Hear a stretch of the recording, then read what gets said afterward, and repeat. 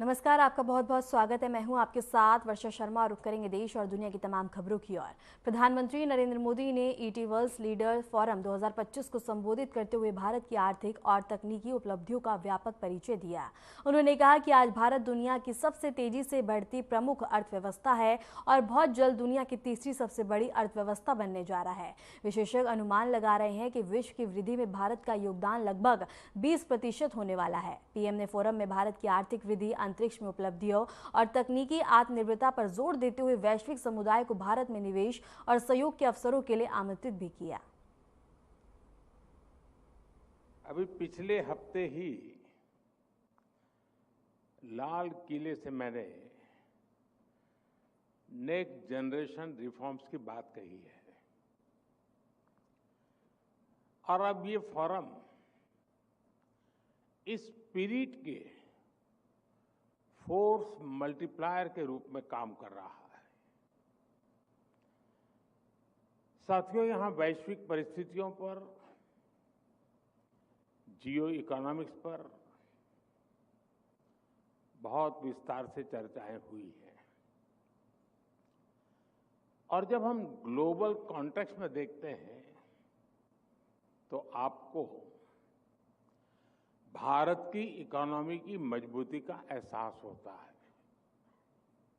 आज भारत दुनिया की फास्टेस्ट ग्रोइंग मेजर इकोनॉमी है। हम बहुत जल्द दुनिया की तीसरी सबसे बड़ी इकोनॉमी बनने वाले हैं। साथियों, पहले की सरकारों ने देश को वोट बैंक की राजनीति में उलझा कर रखा। उनकी सोच चुनाव से आगे सोचने की ही नहीं थी। वो सोचते थे जो कटिंग एज टेक्नोलॉजी है वो बनाने का काम विकसित देशों का है। हमें कभी जरूरत होगी तो वहां से इंपोर्ट करेंगे। यही वजह थी कि सालों तक हमारे देश को दुनिया के बहुत से देशों से पीछे रहना पड़ा। हम बस मिस करते रहे। मैं कुछ उदाहरण बताता हूं। जैसे हमारा कम्युनिकेशन सेक्टर है।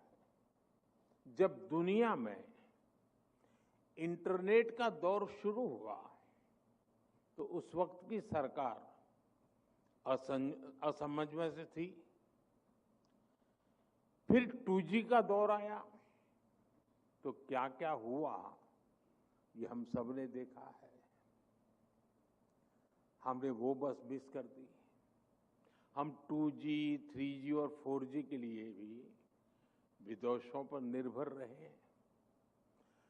आखिर कब तक ऐसा चलता रहा? इसलिए 2014 के बाद भारत ने अपनी अप्रोच बदली। भारत ने तय कर लिया कि हम कोई भी बस छोड़ेंगे नहीं, बल्कि ड्राइविंग सीट पर बैठकर आगे बढ़ेंगे। 2014 से पहले स्पेस मिशंस भी सीमित होते थे और उनका दायरा भी सीमित था। आज 21वीं सदी में जब हर बड़ा देश अंतरिक्ष की संभावनाओं को तलाश रहा है तो भारत कैसे पीछे रहता? इसलिए हमने स्पेस सेक्टर में रिफॉर्म भी किए और इसे प्राइवेट सेक्टर के लिए ओपन भी कर दिया। मैं आपको एक आंकड़ा देता हूं। ईयर 1979 से 2014 तक भारत में सिर्फ 42 मिशन हुए थे। यानी 35 इयर्स में 42 मिशन। आपको ये जानकर खुशी होगी कि पिछले 11 सालों में 60 से ज्यादा मिशन पूरे हो चुके हैं। आज भारत का स्पेस सेक्टर इन रिफॉर्म्स की सफलता देख रहा है। साल 2014 में भारत में सिर्फ एक स्पेस स्टार्टअप था, आज 300 से ज्यादा है।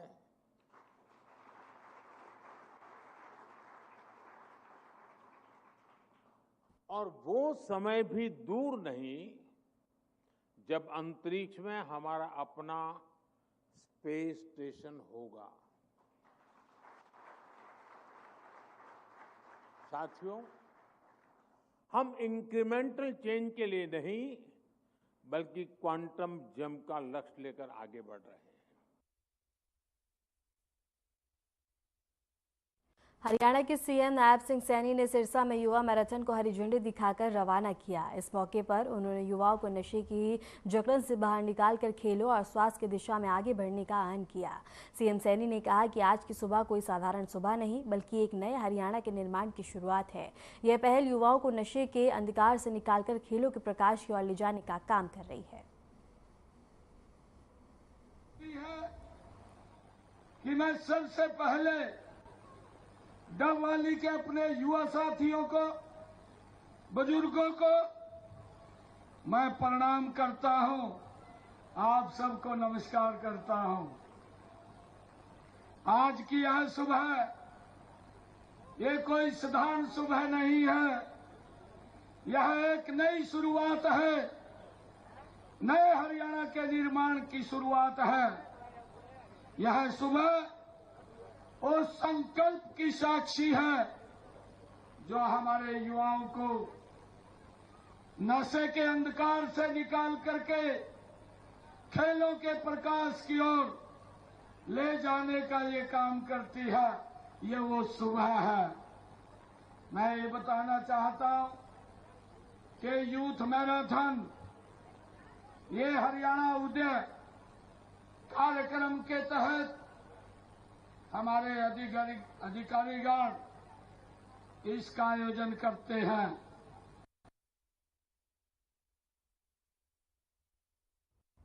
दिल्ली में आयोजित अखिल भारतीय वक्ता सम्मेलन 2025 में दिल्ली की मुख्यमंत्री रेखा गुप्ता ने संबोधन दिया। इस दौरान उन्होंने कहा कि पूरा देश एकजुट होकर विकसित भारत की ओर बढ़ेगा और देश के लिए हम सभी जनप्रतिनिधियों का जो दायित्व बनता है हम उसे पूरी तरह से निभाएंगे। सम्मेलन में विभिन्न राज्यों से आए वक्ताओं और प्रतिनिधियों ने भी अपने विचार रखे और विकसित भारत 2047 के लक्ष्य को साकार करने के लिए एकजुट होकर कार्य करने का संकल्प दोहराया।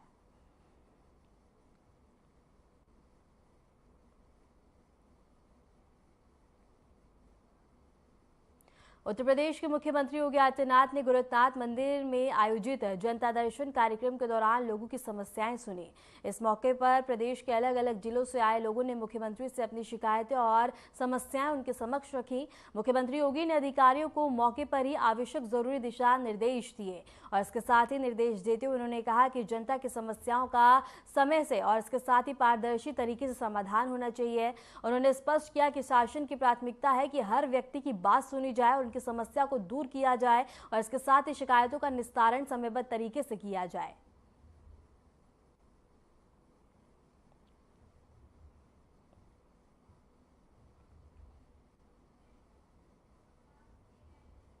उत्तराखंड के मुख्यमंत्री पुष्कर सिंह धामी ने थराली में हुई भयंकर आपदा पर बयान दिया। उन्होंने कहा कि कल रात्रि को थराली में बादल फटने से काफी मलबा आ गया है। वहां पर कई घरों को और भी सारी संपत्ति को नुकसान हुआ है, जानमाल की बहुत क्षति हुई है। मुख्यमंत्री ने बताया कि आपदा पर किसी का नियंत्रण नहीं हो सकता, लेकिन बता दें कि रिस्पांस टाइम को कम करने के लिए पहले से ही सभी व्यवस्थाएं सुनिश्चित की गई हैं और घटनास्थल पर एसडीआरएफ, एनडीआरएफ के जवान, स्वास्थ्य विभाग का दल और अधिकारी तुरंत पहुंच गए। उन्होंने कहा कि कई घायलों को सुरक्षित बाहर निकाला गया और अस्पतालों में भर्ती करवाया गया है। चेपड़ो थराली में काफ़ी बादल फटने से मलबा आ गया और काफ़ी घरों को नुकसान हुआ है। वहाँ पर बहुत सारी संपत्तियों को नुकसान हुआ है, जान माल की दोनों की बड़ी क्षति हुई है। क्योंकि आपदा एक ऐसा विषय है कि उस पर किसी का बस नहीं है, लेकिन उसके बाद आपदा के बाद उसके रिस्पांस टाइम को कम से कम किया जाए, ये हम लोगों ने पहले से ही सुनिश्चित किया हुआ है और हमारे सभी अधिकारी, रात को ही जिलाधिकारी प्रातःकाल वहाँ पहुँच गए थे और SDRF, NDRF के हमारे जवान भी वहाँ पहुँच गए, स्वास्थ्य विभाग का दल भी वहाँ पहुँच गया है। लोगों को वहाँ से सुरक्षित निकाला गया है, घायलों को अस्पताल में भर्ती कराया गया है, हेली से एम्स भी लाया गया है और जो वहाँ पर राशन इत्यादि की व्यवस्था है सब की जा रही है। बिजली वहाँ पर रिस्टोर हो चुकी है। कल भी रात का काम चलेगा, सड़क भी बन रही है, कल तक सड़क का काम भी पूरा हो जाएगा, सड़क पहुँच जाएगी और तेज़ी से हम करेंगे। और हमने कहा है कि जिसके भी मकान की क्षति हुई है या जनहानि हुई है उनको तत्काल रूप से सहायता 5 लाख रुपए की तत्काल हमने पहले से ही उसका प्रावधान किया हुआ है। मध्य प्रदेश के मुख्यमंत्री मोहन यादव ने आज राजधानी भोपाल में श्री कृष्ण जन्माष्टमी और मटकी फोड़ कार्यक्रम में हिस्सा लिया। इस अवसर पर उन्होंने भगवान कृष्ण की प्रतिमा पर पूजा अर्चन कर प्रदेशवासियों के लिए सुख, समृद्धि और खुशहाली की कामना की। सीएम मोहन यादव ने कहा कि जन्माष्टमी का पर्व समाज में भाईचारा, उत्साह और धर्म संस्कृति की समृद्ध परंपरा को मजबूत करता है। उन्होंने युवाओं से मटकी फोड़ प्रतियोगिता को लेकर मनोरंजन नहीं बल्कि टीम वर्क और सहयोग की भावना का प्रतीक मानने की अपील की। कार्यक्रम के दौरान बड़ी संख्या में श्रद्धालु उपस्थित रहे जो भजन कीर्तन के साथ जन्माष्टमी का पर्व बता दें कि उल्लासपूर्वक मनाया गया। इसके साथ ही भोपाल से एक खबर है जहां बता दें कि मुख्यमंत्री मोहन यादव ने जन्माष्टमी कार्यक्रम में हिस्सा लिया जहां उनका भव्य तरीके से स्वागत किया गया। और इसके साथ ही बता दें कि मटकी फोड़ कार्यक्रमों में उन्होंने शिरकत करी जहां बता दें कि उन्होंने युवाओं को संबोधित करते हुए कहा कि इस कार्यक्रम और आयोजन को एकता के साथ मिलजुल कर मनाया जाए। और इसके साथ ही बता दें कि उन्होंने कहा कि जन्माष्टमी का पर्व भाईचारे और हमारी संस्कृति का परिचय देता है। इसके साथ ही उन्होंने कहा कि मटकी फोड़ आयोजन ये टीम वर्क का कार्य है जो कि इस आयोजन को और भी ज्यादा सफलता पूर्वक बनाता है।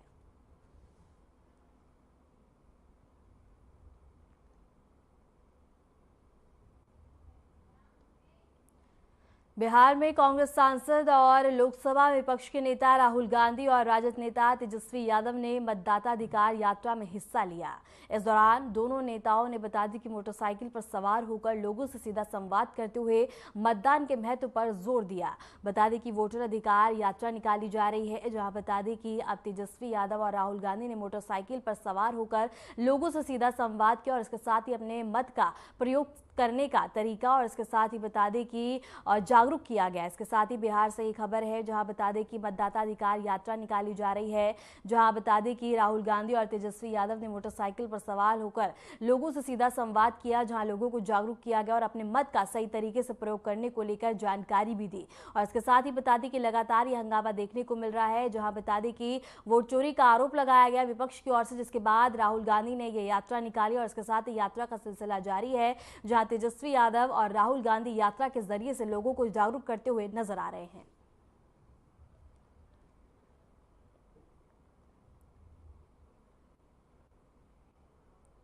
बिहार से एक खबर है जहां राहुल गांधी और तेजस्वी यादव ने बता दें कि अपनी यात्रा के दौरान लोगों से सीधा संवाद किया जहां अपने मत का सही तरीके से प्रयोग करने को लेकर जानकारी दी और इसके साथ ही बता दें कि अपने मत अधिकार को लेकर जागरूक किया गया। बता दें कि लगातार विपक्ष की ओर से वोट चोरी का आरोप लगाए जा रहे थे और अभी भी ये मामला यूं ही तूल पकड़ता हुआ नजर आ रहा है, जिसके बाद राहुल गांधी ने यात्रा निकाली और यात्रा का सिलसिला जारी है जहां तेजस्वी यादव और राहुल गांधी ने मोटरसाइकिल पर सवार होकर सीधा लोगों से बता दें कि संवाद किया जहां लोगों को अपने मत का अधिकार करने और इसके साथ ही बता दें कि प्रक्रिया में बढ़ चढ़कर हिस्सा लेने के लिए जागरूक किया गया। और इसके साथ ही बता दें कि ये तस्वीरें हम आपको दिखा रहे हैं जहां बड़ी संख्या में लोग उपस्थित रहे और इसके साथ ही सभी ने इस यात्रा में बढ़ चढ़कर हिस्सा लिया जहां तेजस्वी यादव और राहुल गांधी ने मोटरसाइकिल पर सवार होकर लोगों से सीधा संवाद किया।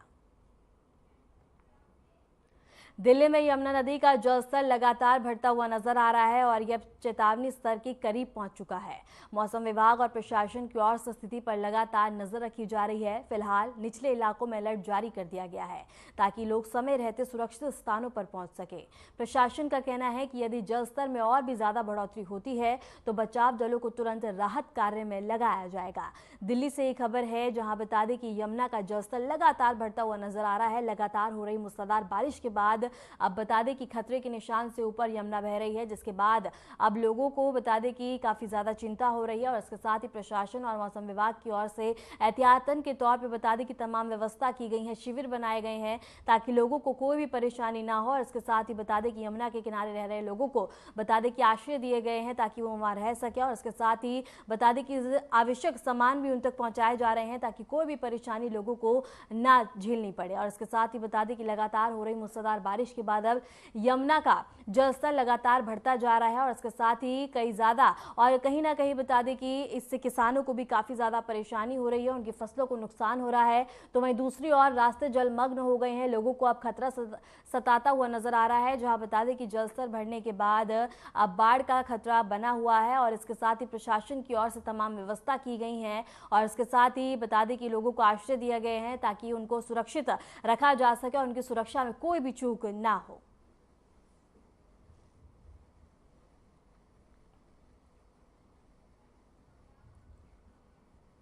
इंदिरा गांधी खेल परिसर में राज्य पुलिस बल के साथ साइकिल रैली का आयोजन किया गया। इस रैली में पुलिस कर्मियों ने भाग लेकर स्वास्थ्य और फिटनेस के महत्व को उजागर किया। गुजरात में फिट इंडिया मूवमेंट के तहत संडे ऑन साइकिलिंग अभियान के अंतर्गत अहमदाबाद ग्रामीण पुलिस ने साइकिल रैली आयोजित की। रैली में पुलिस अधिकारियों और कांस्टेबल शामिल हुए, जिन्होंने स्वास्थ्य और जागरूकता का संदेश लोगों तक पहुंचाया। रायपुर में भी फिट इंडिया साइकिल कार्यक्रम का आयोजन किया गया, जिसमें शहर वासियों ने हिस्सा लेकर स्वस्थ जीवन शैली को अपनाने और फिटनेस के महत्व को बढ़ावा दिया।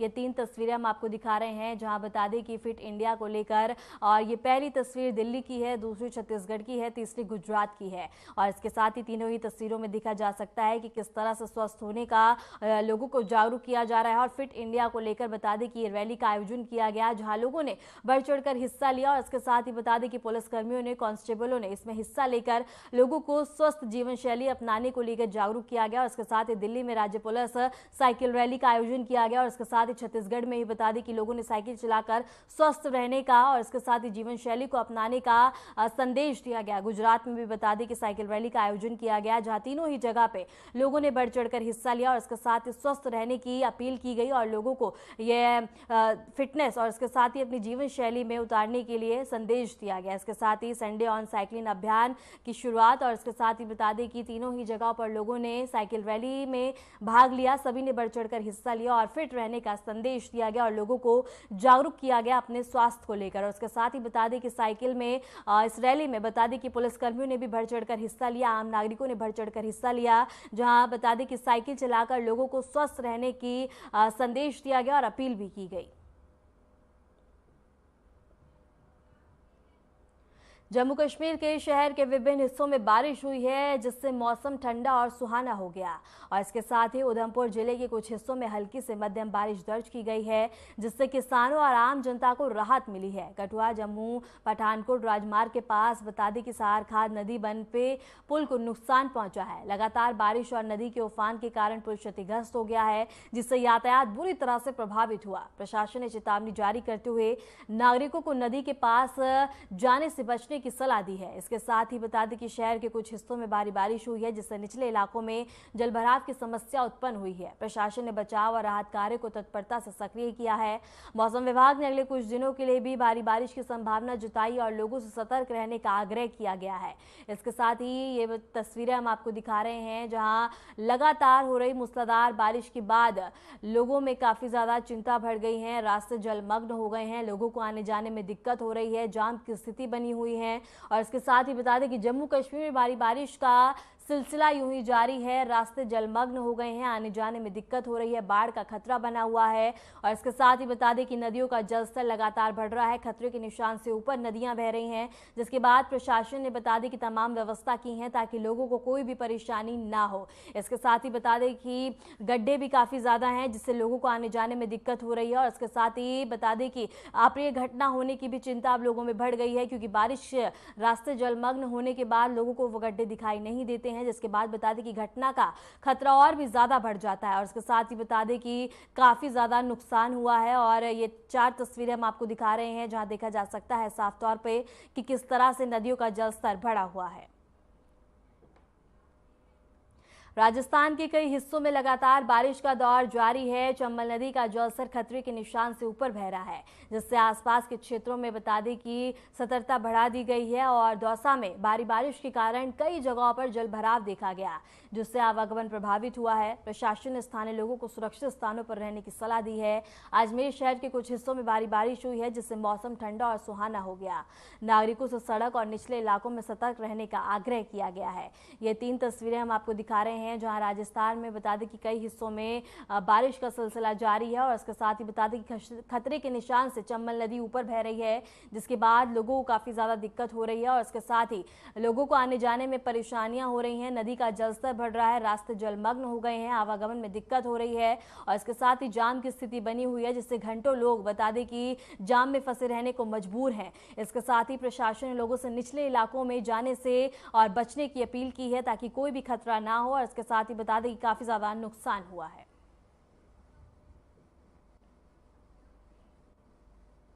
फिलहाल के लिए खबरों में इतना ही और ऐसे देश और दुनिया की तमाम खबरों में जानने के लिए बने रहें हमारे साथ।